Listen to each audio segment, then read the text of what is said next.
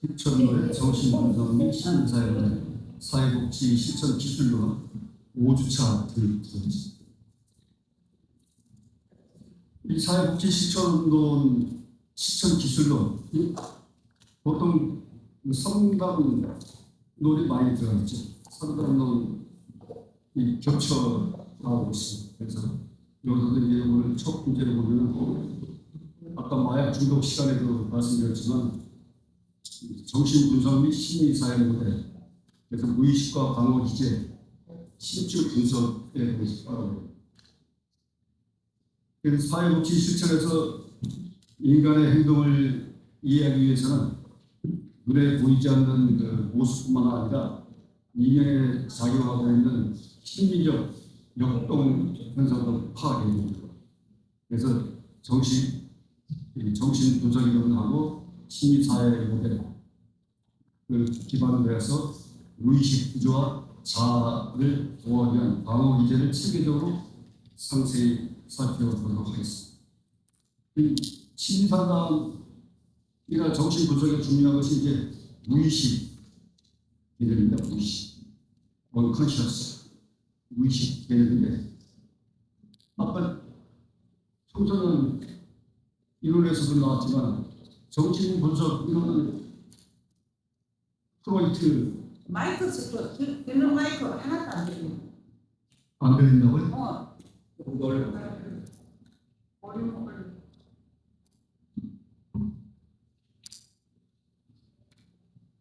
배우십시오. 그래서 무의식은 인간 행동과 감정을 결정하는 가장 방대하고 강력한 심리 영역이다 이런 것입니다. 그래서 그 과거에 고통스러웠던 기억이나 뭐 충동 같은 거, 그 다음에 뭐 또 자기가 용납되지 않는 소망 이런 것들이 저장되어 있다는 거죠. 그래서 그것을 억압된 갈등을 내재해서 무의식 속에 저장하고 있다는 거죠. 그래서 그것들을 심리 상담에서 이제 무의식을 중요시하는 것입니다. 그래서 저는 이제 모든 이런 자료를 숏 영상으로 AI로 이제 숏 영상으로 만들었습니다. 정신분석 심리 모델을 유튜브로 들어오고 있습니다. 오늘은 정신분석, 심리사회 모델, 그리고 행동수정 및 행동 모델에 대해 알아보겠습니다. 이 세 가지 접근 방식은 인간의 행동과 정신을 이해하는 데 중요한 틀을 제공합니다. 먼저 정신분석입니다. 지그문트 프로이트에 의해 창시된 정신분석은 무의식의 중요성을 강조합니다. 우리의 행동, 생각, 감정이 과거의 경험, 특히 어린 시절의 경험과 무의식적인 욕구에 의해 깊이 영향을 받는다고 봅니다. 억압된 기억이나 갈등이 현재의 문제로 나타날 수 있으며 이러한 무의식적인 부분을 탐색하고 이해하는 것이 치료의 핵심입니다. 자유연상이나 꿈 해석과 같은 기법을 통해 무의식의 세계를 들여다봅니다. 다음으로 심리사회 모델입니다. 이 모델은 개인을 둘러싼 사회적, 문화적, 환경적 요인이 개인의 발달과 행동에 미치는 영향을 중요하게 생각합니다. 정신분석이 개인의 내면에 초점을 맞춘다면 심리사회 모델은 개인이 속한 가족, 지역사회, 직장 등 다양한 사회적 관계망 속에서 어떻게 기능하는지를 함께 고려합니다.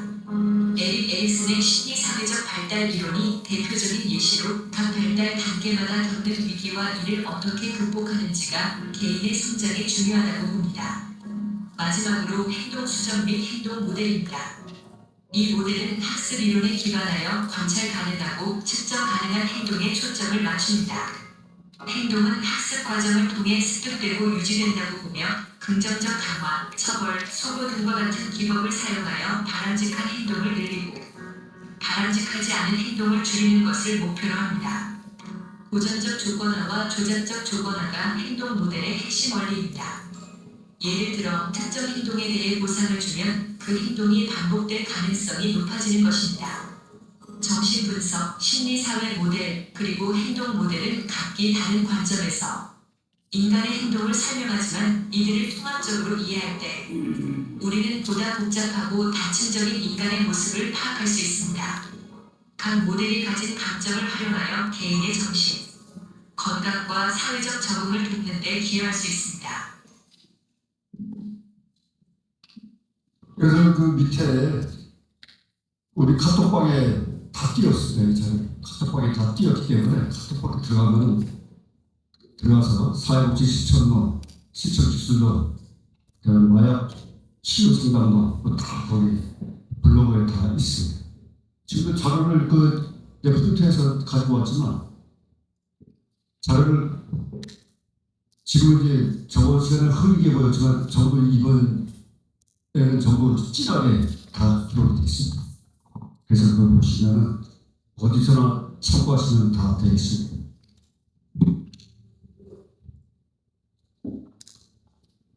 그래서 이제 무의식 개념을 보면 정의를 보면 개인이 전혀 자각하지 못하는 정신의 심층 영역으로 과거에 겪었으나 너무 고통스러워서 억압된 기능, 본능적 충동은 이제 리비도와 타나토스가 그럽니다. 리비도는 이제 생존 본능입니다. 이 상당 이론에서 리비도가 또 생존 본능으로서 이제 가지려고 하는 현상이고, 타나토스는 이제 그리스 신화에 나오는 신인데 죽음의 신이에요. 이건 파괴성, 공격성, 죽음을 향한 무의식. 그래서 리비도는 생존 본능적으로 가지려고 하는 본능적 충동이고, 타나토스는 이제 파괴적인 방향으로 이제 나가는 거죠. 이 두 가지를 다 저장하지 않으려고 이제 저장해가지고 이제 용납하지 않는다는 거죠. 그래서 무의식 속에 저장하고 있다는 거죠. 그러니까 파괴적인 것도 있고 생존 본능이 먹어야 살고, 그러니까 욕구 충족하기 위해서 리비도를 갖고 있다는 거죠. 그래서 사회복지 실천적 입장에서 보면 클라이언트가 겪는 문제의 뿌리가 바로 무의식 속에 미해결된 갈등에 있다고 보는 거죠. 그래가지고 무의식적 동기를 통찰하도록 도와서 문제의 근원을 해결해 나가야 된다는 것입니다. 그래서 이제 방어 기제가 있는데요. 방어 기제도 마약 중독 치유 상담에서 이제 취급했는데, 방어 기제는 자기를 방어하기 위해서 합리화하고 투사하고 전이시키고 역전이시키고 이렇게 한다는 거죠. 그래서 자아가 에고인데, 자아를 보면 초아의 본능적 욕구와 초자아의 도덕적 엄격함 같은 이 가혹한 현실 요구 사이에서 끊임없이 갈등을 겪는다. 그래서 극심한 불안으로부터 자신을 구하기 위해서 무의식적으로 가동하는 심리적 매복 대처 기제를 방어 기제라고 한다. 자기를 방어하기 위해서 한다는 거죠. 합리화시키고, 회피하고, 자기를 방어하기 위해서 여러 가지 위협을 나타낸다. 첫 번째로 이제 억압이 있습니다. 리프레션. 고통스러운 기억이나 용납할 수 없는 생각이나 욕구를 무의식 영역으로 밀어내가지고 기억하지 못하게 하는 가장 기본적인 방어 기제가 억압. 자기 무의식 속에 자기가 어렵고 고통스러운 것을 무의식 속에 깊이 넣어놓는, 기억하지 않으려고 하는, 잊어버리려고. 이게 억압의 이게 첫 번째입니다. 합리화가 있습니다. 레이셔널리제이션.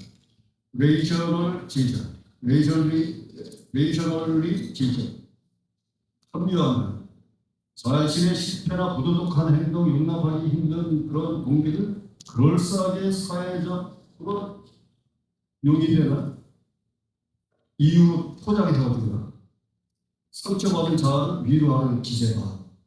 자신이 합리화시키니까 자신의 그 어렵고 고통스럽고 자기의 잘못이나 이런 것을 합리화해서 무의식 속에 가둬놓는. 하나의 이게 또 하나의 다 기술입니다. 자기 그 생명 본능의 기술. 그 투사 있어요. 아까 마약 중독론에서 투사 프로젝션에서 나왔고 자신의 내부에 있는 용납할 수 없는 분노, 성적 충동, 열등감 이 모든 것을 타인의 탓으로 돌린다는 거죠. 타인이 그러한 감정을 가지고 있다고 믿는 기제.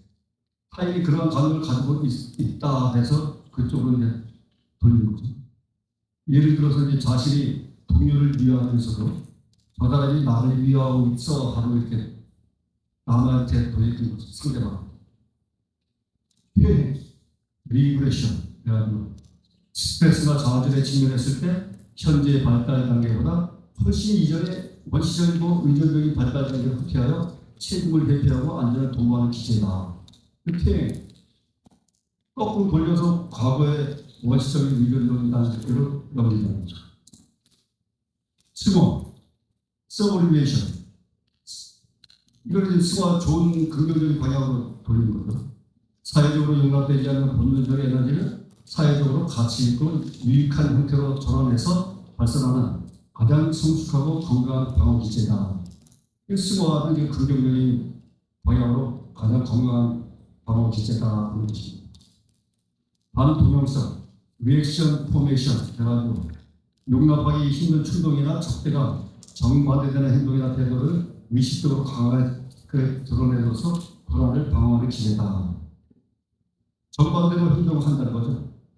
그래서 미운 아이에게 과도하게 떡 하나 더 주거나 싫어하는 사람에게 지나치게 친절하게 한다든가 역동적으로 처치는 거죠. 그래서 자기를 달래는 거죠. 치환, 대치가 있어요. 디스플레이스먼트라고 원래의 대상에게 행할 수 없는 분노나 욕구를 처벌이나 위협이 적은 만만한 다른 대상에게 대신 발산하는 기제다. 그러니까 치환, 대치, 대용을 다시 돌려서 대치시켜서 상대에게 돌리는 거죠. 그러니까 원래 대상에게는 그 분출하기 어려우면 약한 사람한테 그 분출할 수가 있는 거죠.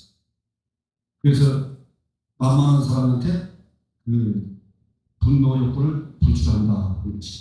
이런 현상은 뭐 실생활에서도 많이 나죠. 강한 자에게는 약하고 약한 자에게는 강하다. 이런 게 많이 있죠, 사회에서. 그러니까 뭐 위정자들도 정치인들도 그렇지만 윗사람한테는 굽신굽신 인사하고 절하고 아랫사람한테는 큰 소리 빵빵 치고 나오죠. 아주 뭐 내 프렌드로 하게 하는 그런 현상들이 자기 방어 기제죠. 방어 기제. 자기를 달래기 위해 하나의 스트레스 해소 방법이라고. 그 분인이 있어요. 분인. 디나이어. 이것도 고통스러운 현실이나 충격적인 사실 자체가 너무 버거워서 아예 존재하지 않는 것처럼 거부하고 부정하는 기제다. 아니다. 없다. 뭐 이렇게 완전히 그냥 극단적으로 부인하는 거죠. 돈을 받았는데 돈을 안 받았다. 뭐 이렇게 한다든가 때렸는데 안 때렸다. 이런 식으로 완전히 거부 부인하는 거죠. 이게 다 방어 기제, 자기를 방어하기 방어 기제라고. 두 번째는 정신 분석적 실천 기법의 실천위에 있어요. 정신 분석적 실천 기법. 여기에는 이제 자유현상, 꿈, 분석, 그리고 전위, 역전 이게 있습니다. 이것은 이제 정신 분석을 하는 거예요. 자유현상, 프리어소시에이션, 꿈 분석, 드림 애널리시스. 그래가지고 이제 자유현상을 하게 하는 거죠. 이것도 이제 프로이트가 이제 대표적으로 이제 개발한 산책 기법입니다. 그러니까 자유현상은 떠오르는 생각, 단어, 이미지, 감정 등 논리적이거나 도덕적인 검열 없이 머릿속에 떠오르는 그대로 여과 없이 말하게 하는 기법이다. 자유현상 이것이 뭡니까? 뭐에 마취에서 체면도 마찬가지죠. 체면도 눈 감고 자기 하면서 자유대로 말하게 하는 거죠. 나타나는 대로. 그게 자유현상이죠. 그러면서 치료하는 거예요. 그래서 의식적인 통제나 방어를 잠시 멈추게 하는 표면적인 대화 속에서 무의식적으로 억압된 그 핵심 감정이나 갈등의 당사들이 연쇄적으로 튀어나오게 된다. 이 자유현상법이 이 사회복지 실천적으로 보면은 자신의 감정을 방어하지 않고 자연스럽게 드러내도록 격려하고 사회복지사는 그 속에 담긴 의미와 반복되는 주제를 포착하여 통찰하는 데 도움을 준다. 그러니까 자유현상도 아주 좋은 방법이죠. 그러니까 자유현상으로 해서 그러니까 뭐 이럴 때는 수사할 때도 마찬가지죠. 여기 뭐 국정원에서 조사할 때도 마찬가지. 탈북자들 할 때 자유대로 다 발언하니까. 그 꿈은 소리 있어요. 드림 애널리시스. 잠자는 동안에는 자아의 방어와 의식적 검열이 약화되는 점을 위해서 꿈속에 나타나는 상징과 내용을 분석해 무의식적 소망과 갈등을 파악하는 기본이다. 꿈 분석도 중요합니다. 꿈을 하나님이 주시는 꿈이 있고 그냥 일반 개꿈이 있고 말이죠. 귀신 꿈이 있고 여러 가지 꿈이 있어요. 그 꿈을 분별할 줄 알아야 된다. 이게 하나님이 주시는 음성이고 하나님이 주시는 뜻이고 계신가, 특별 계신가, 자연 계신가, 그리고 이것은 사탄이 주는 나의 개인적인 꿈인가, 이걸 분석해야 된다. 그러니까 조심해야 된다는 거죠. 저도 99년도에 너는 앞으로 평안해질 것이다. 음성을 들었는데 2000년도에 또 대학원에서 도서를 공부하는데 54페이지를 보라. 이런 음성을 들었거든요. 직접 세미한 음성, 바람 소리 같기도 하고 사람 소리 같기도 하고 들리긴 들렸는데 이게 음성인 거죠. 근데 개꿈이나 뭐 사탄의 귀신의 음성 같으면 흘리고 지나가가지고 잊어버려요. 분명하고 언제 들었는지 모르게 흘려 지나가고. 그런데 분명한 음성은 지금 20년, 25년, 6년이 지났는데도 안 잊어버려요. 실제 성경책을 펴보니까 54페이지 구약, 신약 펴보니까 중년 말씀이 다 들린 거예요. 평화는 뭐 성경책 주제가 평화. 이렇게 분명히 하나님이 주신 말씀의 뜻이 있고 또 흘려 지나가는 개꿈이 있고 말이죠. 그러니까 개인적 욕망으로 일어났고 또 반대적인 현상, 꿈은 또 반대다 하는 이런 얘기도 있죠. 그러니까 그걸 분별을 잘해야 된다는 거죠. 그 기독교는 분별의 은사가 있는 거죠. 분별의 은사가 분명히 있습니다. 그러니까 꿈 분석하는 것도 이 심리학자, 정신분석학자들 그 꿈 분석하는 거예요. 칼 융류 꿈을 분석했고 프로이트 꿈을 분석하고 정신의학자들이거든요. 의사들, 정신의사들. 이들이 다 정신 분석을 하면서 의학적으로 다 연구한 자료들이에요. 그렇기 때문에 꿈 분석도 중요하다는 거죠. 꿈속에 나타난 상징과 내용을 분석해서 무의식적 소망과 갈등을 파악하는 기법이다. 그래서 현상몽이 있고 잠재몽이 있다. 매니페스트 컨텐트 현상몽이 있죠. 그래서 클라이언트가 기억하는 겉으로 드러난 꿈의 내용을 파악하고 잠재몽, 레이턴트 컨텐트 해가지고 꿈의 표면 안에 숨겨진 진정한 무의식적 의미와 충동을 파악한다. 그러니까 꿈의 현실에 나타난 꿈 내용, 바로 그 내용 현상하고 꿈 표면 밑에 숨겨진 내용을 무의식적 그 내용에 대해서 그걸 파악한다는 거죠. 두 가지예요. 그래서 사회복지 실천에 적용하면은 클라이언트의 현실적 갈등이나 과거의 무의식적 소망과 어떻게 연결되는지 해석함으로써 클라이언트 스스로 자신의 내면을 객관적으로 바라볼 수 있게 한다. 이것도 스스로 파악해서 같이 대화를 나눔으로써 해석함으로 말미암아서 스스로 객관적으로 바라보게 한다는 거죠. 그래서 꿈의 분석도 중요하다. 그래서 칼 융 같은 분석 심리학자인데요. 이는 아주 꿈 분석으로 아주 정신 분석 심리학자로 아주 유명한 칼 융. 논문도 많이 나와있고요. 저도 대학원에서 목회 상담을 할 때 칼 융을 지도하는 교수가 칼 융 전문 교수예요. 그래가지고 그분 기독교술에 가지고 상담을 3년 동안 합니다. 그러니까 칼 융, 프로이트, 칼 융은 아주 유명한 정신이죠. 그다음에 바로 이제는 중요한 것은 이제 전과 역전이가 있어요. 계속 뭐 중동마약 치유 거기하고 중국전입니다. 이것도 마찬가지로 그런 거죠. 전이 트랜스퍼런스, 역전이 카운터 트랜스퍼런스. 전이는 상담자, 그 내담자가 상담자한테 자기 내용을 투사시키는 거죠. 상담자한테 속된 말로 뒤집어 씌우는 거죠. 상담자. 내 고통을 상담자도 알고 있다, 같이 했다. 상담자한테 넘기는 것이고, 역전이는 도리어 상담자가 내담자한테 집을 씌워서 넘기는 거죠. 지나치게 개입하고 보호하는 경우가 생긴다. 그래서 이 사회 실천적 활동으로 보면 역전이는 사회복지사의 전문성을 해칠 수 있는 위험 요소이므로 철저한 슈퍼비전과 자기 성찰을 통해서 자각하고 통제해야 된다. 역전이거든요.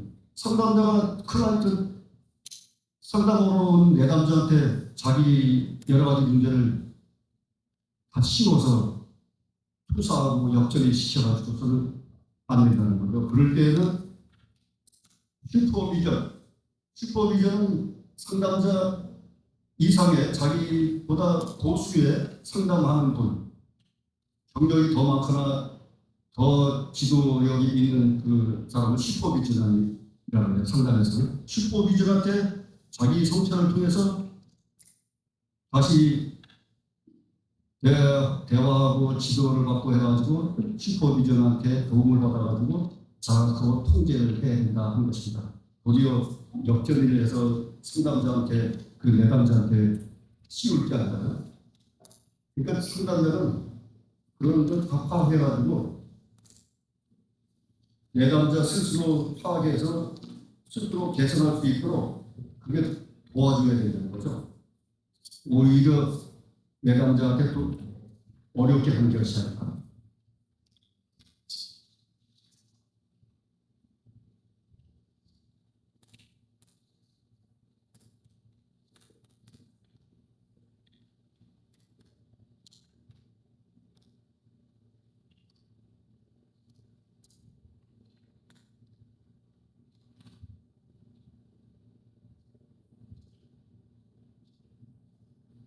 중요한 것만 이렇게 하면서 마치려고 합니다.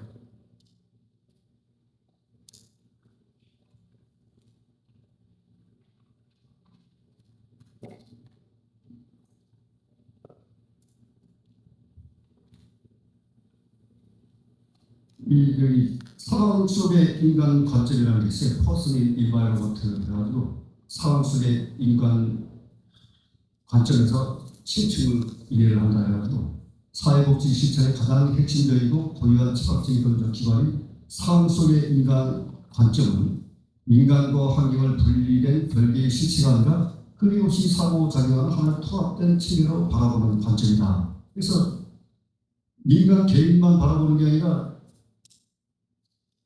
상황 모든 상호작용하는 모든 것을 통합된 체계로 바라본다 하는 것입니다. 주위 환경이나 모든 체계를 하나로 바라보는 것이고, 그래가지고 전통적 심리치료 관점의 한계, 상황 속의 인간 관점 이렇게 보고 있는데요.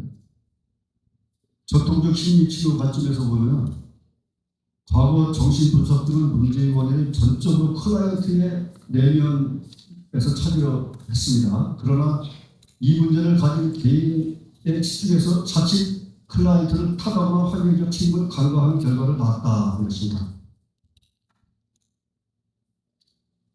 개인의 무의식적 갈등이나 개인의 도덕성이나 내면에 있는 성격이나 이런 것을 가지고 문제 원인을 파악하려고 했다는 거죠. 과거에. 그러나 그것이 아니라 모든 것을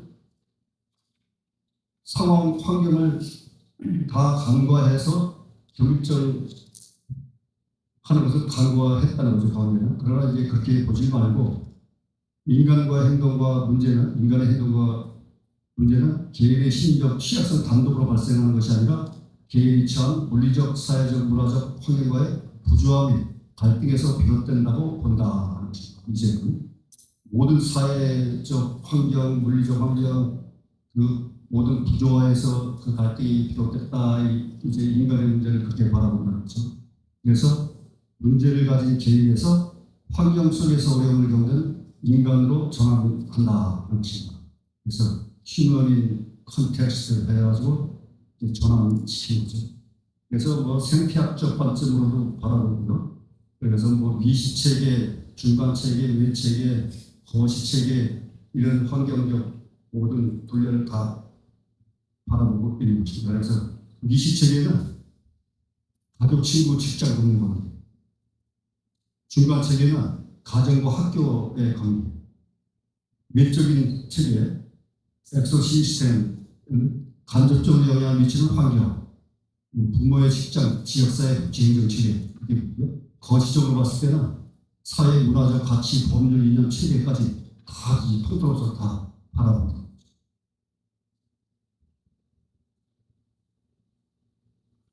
그리고 인간을 바라보는 심리 상담 이 모든 과정에서 종합적으로 다 바라봅니다. 한 개인만 바라보는 것입니다. 일단 뭐 사람의 성격이나 개인을 바라볼 때 한 인간을 바라볼 때 한 면만을 바라보고 있을 게 아니라 주변 모든 환경을 다 바라보면서 분석을 해야 된다는 거죠. 그래서 직접적, 간접적 개입 기술이 있어요. 다이렉트 앤드 인디렉트 인벤션 테크닉 해가지고 클라이언트의 변화와 환경 이변을 도모하기 위해서 사회복지사가 사용하는 전문적인 행동과 기술이 총체이다. 그래서 직접적 개입 기술 있고요. 직접적 개입 기술은 이제 사회복지사가 클라이언트와 직접 대면해서 상호작용을 하면서 심리, 감정, 인지, 행동의 변화를 이끌어내는 임상적 기술이다. 직접 대면해서 하는 거죠. 그래서 주로 이제 심리사회 모델이 전통적 케이스워크에서 발전합니다.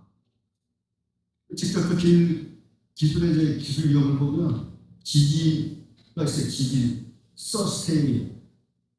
그래서 이제 클라이언트가 겪는 불안과 고통을 완화하고 사회복지사가 자신을 지지하고 있다는 믿음을 주어서 안도감과 자신감을 심어주는 기술이다. 다 상당 기술이에요.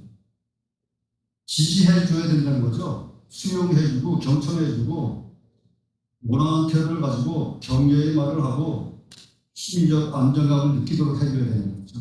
상담자는. 억압적인, 강요적인 이런 자기 마음을 클라이언트에 씌우는 것이 아니라 적극적으로 경청하고 원하는 태도, 격려의 말, 심리적 안정감을 주도록 해야 되는 거죠. 이것도 다 상당 기술이라는 거죠.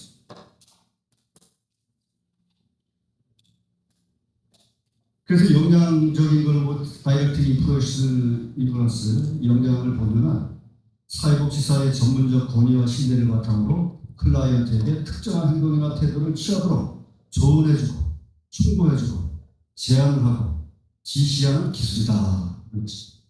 그래서 적용을 보면은 스스로 결정을 내리기 어려운 급박한 상황이나 위험한 행동을 할 때 아주 유용하다. 이 직접적 기술이 유용하다는 것이죠. 그래서 과도한 사용은 클라이언트의 자기 결정을 지휘할 수 있으므로 주의해야 한다.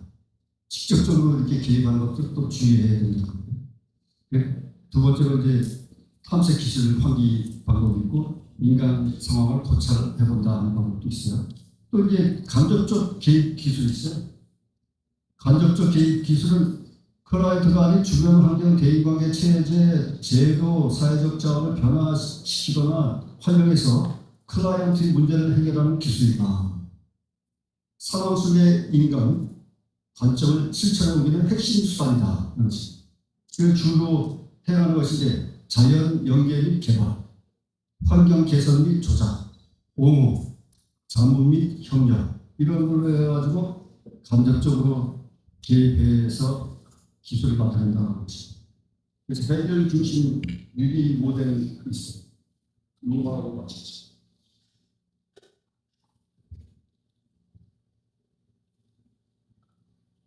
해결 중심 모델은 질문 기법이 있어요. 질문하는 기법. 그리고 위기의 정의와 위험 모델이 있습니다. 질문 기법도 이제 해결 중심 모델인데요. 여기 예외 질문 있어요. exception question 해가지고 문제 어려움이 발생하지 않아서 덜했던 상황을 찾아내서 성공 경험을 일반화하고 해결책의 단서로 삼는 질문이다. 그래서 이 질문하는 방법이 그런 갈등이 전혀 일어나지 않았던 때는 언제인가요? 이렇게 질문을 한다는 거죠. 그리고 기적 질문이 있어요. 미러클 퀘스천. 기적이 일어나 문제가 해결된 상태를 상상하게 함으로써 클라이언트가 원하는 구체적인 목표와 변화의 방향을 설정하도록 돕는 질문이다. 기적이 일어나 문제가 해결된 상태를 회상해 보는 거죠. 그러니까 어려웠을 때도 기쁘고 즐거웠던 때를 기억해 보라는 거죠. 그럼 현상을 극복할 수 있다는 거죠. 이 기적 질문이라는 기적 질문. 미라클 퀘스천. 그러니까 어렵고 고통스러웠을 때 잊어버리는 것만이 아니고 이제 잊어버려. 그거 생각해. 뭐 이렇게 자꾸 얘기해서 하는데 근데 기뻤을 때, 즐거웠을 때, 행복했을 때 상상을 해보라는 거죠. 도리. 그러면 현재 상황을 넘길 수 있다는 거죠. 이런 방법도 있다는 거예요. 척도 질문이 있어요. 스케일링 퀘스천. 추상적인 감정이나 상태, 그러니까 고통의 정도나 동기, 자신감 등을 1점에서 10점까지 숫자로 표현하게 하여 변화의 과정을 측정하고 격려하는 질문이다. 그러니까 점수를 매겨보라는 거죠. 그러니까 기도할 때도 기도 제목을 다 써놓고 한 가지 다 기도해서 응답 받은 거를 다 기록하게 해가지고 이런 방법도 있잖아요. 그러니까 이 질문 기법을 통해 가지고 척도 질문을 해가지고 자기가 감정 상태 그런 거를 다 기록해가지고 점수를 매겨보라는 거죠. 그리고 한 가지씩 삭제하거나 채점을 해가지고 그 과정을 측정해서 격려한다는 거죠. 그래서 예를 들어서 지금 겪는 우울함이 1점부터 10점까지 현재는 몇 점에 해당되는가요? 이렇게 물어본다는 거죠. 이게 기적 척도 질문입니다. 그래서 위기 정의와 위험인데요. 감당할 수 없는 극심한 스트레스 사건에 직면하여 심리적 균형이 깨지고 기능 저하를 겪는 일성이 불기한 상태를 말한다. 위기를 말하는 거죠. 그래서 위기에는 발달적 위기, 상황적 위기가 있습니다. 이 발달적 위기는 디벨롭먼트 크라이시스 해가지고 인생의 주기적 단계, 사춘기, 결혼, 은퇴 등에서 겪는 정기적 위기. 각 단계마다 위기가 있잖아요. 그런 이제 발달적 위기가 있고 상황적 위기가 있습니다. 시츄에이셔널 크라이시스 해가지고 예측하지 못한 돌발적인 사고. 만약에 사고, 실직, 이별, 범죄, 피해 이럴 때는 이제 상황적 위기라는 거죠. 그래서 신속한 단기 개입 기술이 있습니다. 이거를 맞추겠습니다. 여기 위기 개입 모델인데요.